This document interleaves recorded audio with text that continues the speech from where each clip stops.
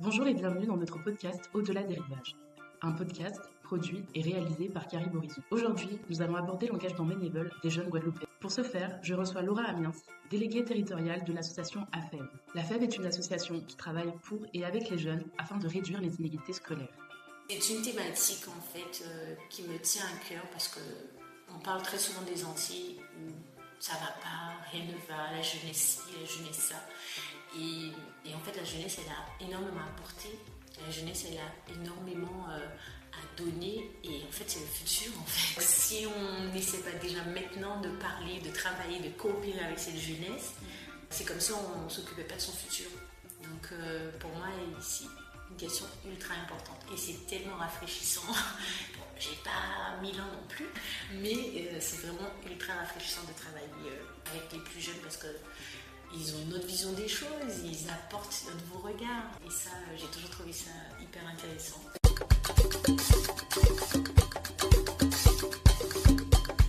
Bonjour, moi c'est Laura Amiens et donc je suis déléguée territoriale de l'association AFEV. Alors AFEV c'est une association qui a maintenant plus de 30 ans d'expérience nationale et qui est arrivée en Guadeloupe en 2020 et elle est connue majoritairement pour son dispositif de mentorat. Le pourquoi de l'AFEV, c'est la lutte contre les inégalités éducatives. Et pour pouvoir mener cette lutte à bien, on met en place plusieurs dispositifs. Donc le mentorat, comme je disais tout à l'heure, les dispositifs qu'on met en place en Guadeloupe, comme les volontaires en résidence, donc on a des services civiques, et le mentorat lycéen, qui est aussi un dispositif très intéressant parce que là, on aborde l'engagement très tôt dès le lycée. Donc là aussi, c'est très intéressant à voir la réaction des lycéens par rapport à cette proposition d'aider un plus jeune, alors que même ils sont très jeunes. Donc justement, si vous êtes là aujourd'hui, c'est parce qu'on va parler de l'engagement bénévole, notamment de l'engagement des jeunes. Et du coup, la première question que j'ai envie de vous poser, c'est est-ce que dans votre parcours, vous avez déjà justement été bénévole ? Dans ma jeunesse, j'étais plus sur la question de solidarité. On était, par exemple, quand j'y ai d'abord pensé, j'ai songé à quand il y a des cyclones, par exemple, tout le monde sort après et on va aider le voisin, on vérifie que tout le monde va bien et c'est spontané. Et en fait, c'est surtout ça sur notre territoire, la solidarité spontanée, la solidarité ponctuelle. Voilà, c'était plus ça dans mon enfance. Pour moi, c'est aussi ça, alors la solidarité, l'engagement, mais on a des compétences, on a tous des compétences, et de partager en fait ces compétences pour que tout le monde puisse en profiter, que tout le monde puisse grandir à l'échelle d'une communauté. Comme vous nous l'avez indiqué, l'AFEV a ouvert il y a 3 ans sur le territoire guadeloupéen. Je me demandais, est-ce que depuis ces 3 ans, vous avez perçu une évolution dans l'engagement des jeunes sur notre territoire ? Depuis que j'ai commencé à la FEV, je dirais que la question centrale, c'est comment on va mobiliser les jeunes. Dans un premier temps, donc, par jeunes, là, on parle surtout des étudiants qui vont du coup mentorer les plus jeunes, qui sont des primaires, des collégiens ou des lycéens. Et sur cette question, bien évidemment, l'université est notre partenaire privilégié. Et la chance qu'on a en Guadeloupe, pour le coup, c'est que l'Université des Antilles, donc plus largement, du coup, Martinique et Guyane aussi en parallèle, ils nous ont suivis sur ce qu'on appelle la valorisation de l'engagement étudiant. Et donc l'étudiant qui s'engage auprès de nous, il peut bénéficier, s'il le souhaite, d'une valorisation, donc un bonus, une bonification sur sa moyenne, qui est quand même important, puisque là, on est dans le cadre de l'université, reconnaît les compétences de l'étudiant qui s'est engagé. Donc reconnaître les compétences qu'on développe pendant son engagement, c'est ultra important et c'est encourageant aussi pour l'engagement de la jeunesse sur le territoire, de savoir que l'université joue le jeu et reconnaît ses compétences. Donc ça, c'est déjà une première chose. Après, s'il y a une évolution, je dirais que en 3 ans, ce que j'ai surtout remarqué, c'est que la volonté, elle est là. Les jeunes, ils veulent s'engager, ils veulent faire des choses. Et comme je disais, par exemple, le mentorat lycéen, on est l'une des associations qui propose de faire un engagement le plus tôt en fait dans le parcours de l'enfant. Au lycée, il n'y a pas beaucoup d'associations qui vont vers ce type de public. Et donc là, on se rend compte, les lycéens, mais ils sont chauds. Vraiment, ils ont cette envie d'aider l'autre, de faire des choses.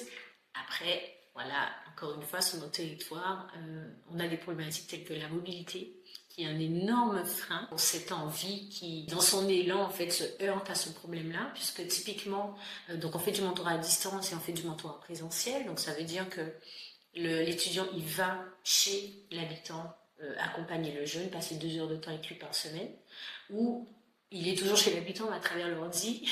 Voilà, donc on a cette modalité-là. Mais on se rend compte que l'étudiant qui voudrait bien se déplacer, quand il calcule le temps du déplacement pour aller faire la séance, pour retourner en fonction de l'heure où lui il est disponible, des fois pour faire 2 heures de mentorat, on se retrouve à mobiliser 4 heures. Alors que c'est pas forcément très loin. C'est ça qui est le pire. Si c'est loin, à la rigueur, on peut se dire, bon ben ok, mais là c'est même pas que c'est loin. C'est le système de bus, en fonction de là où on habite, de là où le jeune habite, etc., qui grave en fait la complication.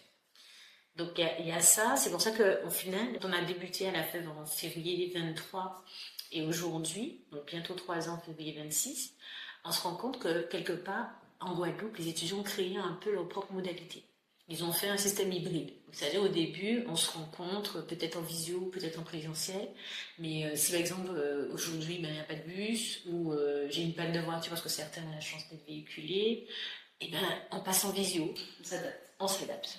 Donc en fait, on fait l'un ou l'autre en fonction, mais ils ont créé ce mentorat hybride parce que c'était nécessaire. Et c'est pour ça qu'aujourd'hui, des fois, je me dis, non seulement ils ont envie, mais en plus, ils trouvent eux-mêmes des solutions au final. Et parfois, en face, nous, on se heurte à des refus, si je puis dire ça comme ça, mais dans notre financement, dans notre pratique, on doit être financé, on a toujours, mais comment ça se passe par rapport à la mobilité et la précarité, etc. Mais justement, est-ce que parce qu'il y a des problématiques, il ne faut rien faire? J'ai un peu cette impression, on dit en fait, quand on nous dit il n'y a pas de bus, et la pauvreté, en fait, non, on ne peut rien faire, il faut juste laisser. Non.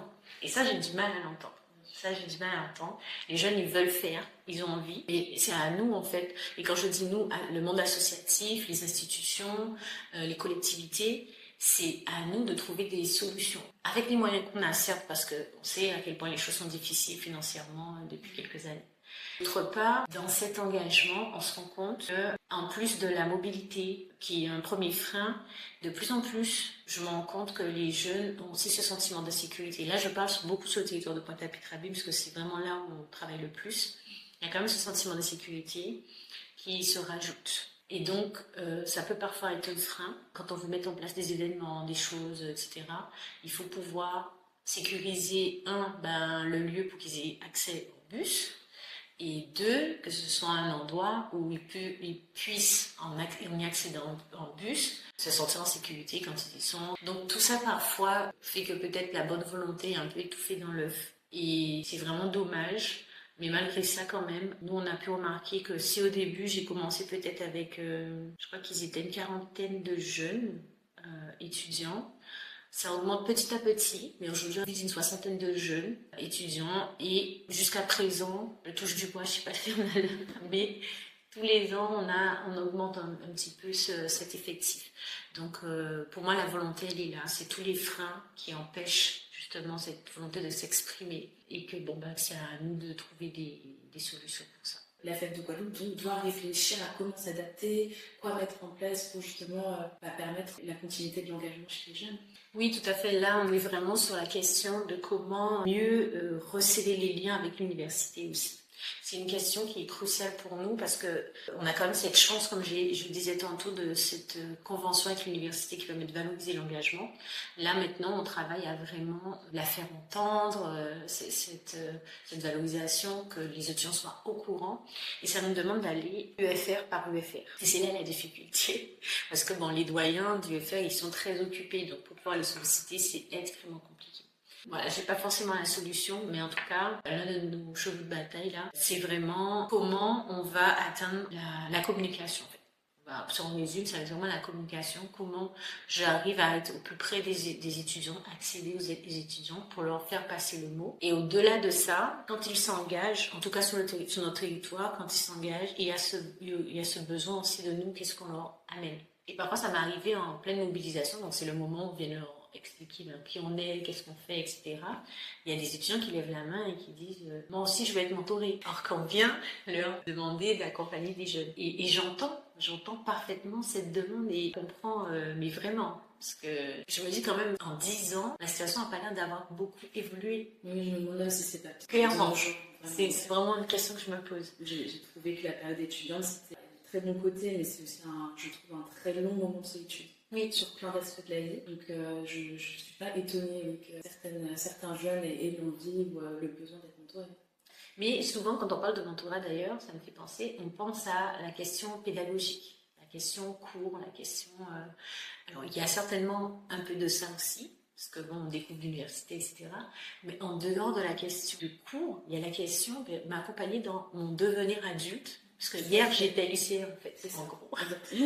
Donc, on a l'impression que quand on arrive à l'université, on est devenu adulte en 2 mois pendant les vacances. Ce n'est pas du tout le cas. Donc, il y a le devenir adulte et toutes les questions administratives qui vont dépendre de ce nouveau statut. Et en fait, je trouve que la FEV a toute sa place. En tant qu'association, comment on va aller voir les autres associations, créer une communauté associative, un parcours peut-être pour les étudiants pour qu'ils découvrent la ville autrement. Il y a beaucoup d'initiatives, il y a beaucoup de choses. Mais il est vrai, très souvent, ils ne sont pas au courant, ils le disent, ils ne savent pas que ça se passe, etc. Et puis, encore une fois, peut-être moins sur Saint-Claude, mais sur le territoire de Pointe-à-Pitre, il y a ce sentiment d'insécurité, que dès que quelque chose se passe le soir, même si on a envie, on a peur d'y aller. Donc, l'un dans l'autre, on sent bien qu'au-delà de l'université, qui, en somme, en vrai, elle fait quand même sa part du boulot. Mais comme c'est une institution, c'est très, très, très lent.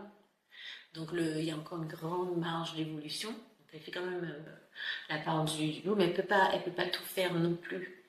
Au niveau des écoles, des universités, quel rôle vous aimeriez qu'elles jouent? Qu'est-ce qu'elles devraient faire davantage? Mais justement, c'est là où je dis, elle a besoin aussi d'aide au niveau des collectivités, peut-être même au-delà de la région. Pourquoi? Parce que, par exemple, il faudrait vérifier, mais il me semble que le Crous ne reste pas ouvert très longtemps, très tard. Or que si on considère que les étudiants finissent les cours à partir de 17-18 heures, le Crous devrait continuer, par exemple, à rester ouvert après. Mais est-ce que vraiment possible entre les transports qui ne sont plus à cette heure-ci et le sentiment de sécurité, autant pour les agents que pour les étudiants? Voilà, donc est-ce que l'université a la main là-dessus? La question reste ouverte. Donc l'université peut faire des choses, le Crous peut faire des choses, mais elle a aussi besoin de l'environnement. Donc vraiment, les collectivités, la région, le département, etc. C'est des vraies questions à se poser. La question universitaire, je trouve que l'université, elle est de plus en plus dans l'actualité. Donc, on voit qu'il y a un travail qui a été fait à ce niveau-là. Il faut donner à voir la réussite des jeunes. Ça aussi, c'est très important. Pour susciter l'engagement, en mon sens, il faut aussi donner à voir la réussite. Tant qu'on continue à surligner tout ce que la jeunesse fait mal, tout ce qui ne va pas au niveau de la jeunesse, et surtout ce truc, la jeunesse a fait. Il y a un peu un focus, mais toujours de manière péjorative autour de ce mot. Oui, je suis d'accord. Voilà, et ça, je trouve qu'il faut qu'on arrive à trouver un équilibre. C'est-à-dire que autant on ne peut pas parler de tout ce qui se passe de mauvais en Guadeloupe, parce qu'il y a plein d'actus il y en aurait trop à dire, mais autant aussi dans le côté positif, il se passe aussi énormément de choses, des étudiants qui réussissent. Alors, je tiens quand même à dire que je l'entends quand même un peu plus qu'avant, mais ça reste pas suffisant. Il faut donner beaucoup plus à voir cette jeunesse qui réussit, de façon aussi à donner envie de s'engager, parce que comme on sait que il y a peut-être une lueur d'espoir, ça donne cette envie de s'engager.